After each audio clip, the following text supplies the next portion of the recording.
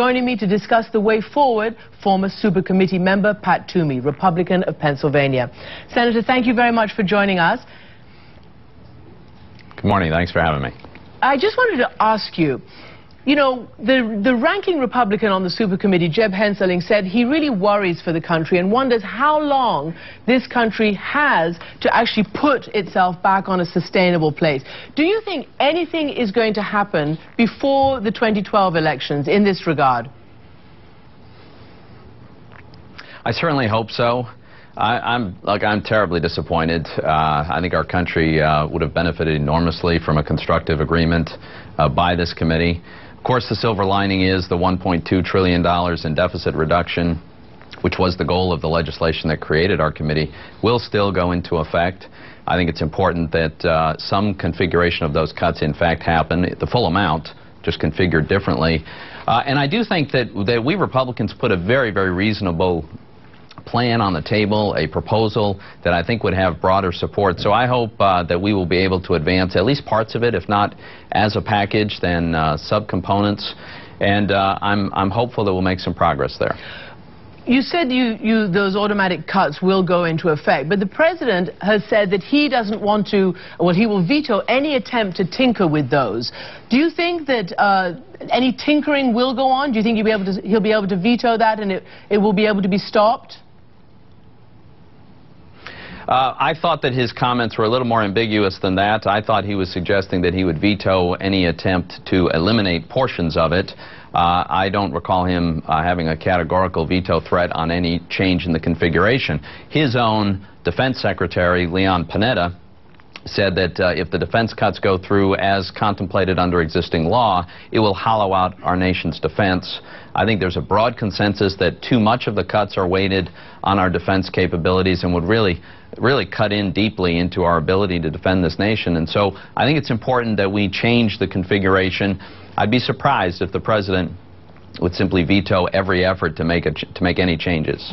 And you also said that you think something can be done before the next elections. Beyond these automatic cuts, what do you think? I mean, is there any possibility of more compromise, as the president has called for? I think so, and I say that because I spoke with a number of Democratic senators who were not serving on the Super Committee, who thought that the plan that we put forward was very constructive, was reasonable. Senator Durbin didn't agree with the plan that I put on the table, but we Republicans put on the table, but he did suggest that it was a breakthrough.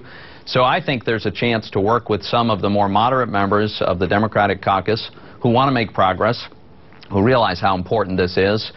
So I'm cautiously optimistic. In the very end, when we were unable to persuade our Democratic colleagues of virtually anything, we put on the table $644 billion of really non-controversial spending cuts and revenue sources, things like user fees and asset sales, and even that package they rejected because it didn't have a huge tax increase on individual Americans. I don't think that view is shared by all of the Democratic senators, and so I want to work with those who are more open-minded and really looking for a constructive opportunity to make a change. I mean, obviously there was some movement on the whole revenue issue, but the administration, certainly sources are saying that what happened, $300 billion over the next 10 years doesn't even meet sort of a low bar in this regard, and they call it regressive. But I do want to ask you this. There are two issues that do have to be dealt with and that are expiring, and those are the extending the payroll tax cuts and the unemployment insurance, which is set to expire. Will they be extended? Will you support that?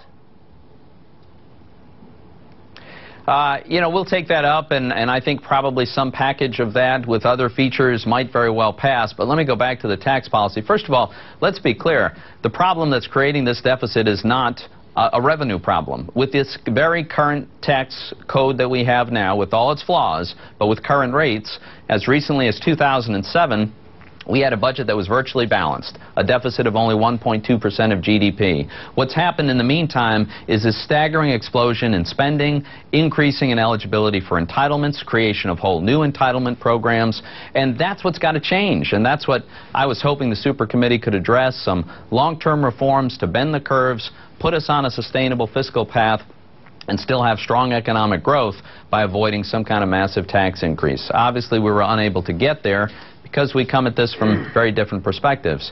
But I'm not going to give up our work on this. All right, we'll be watching. Senator Toomey, thank you very much indeed for joining us.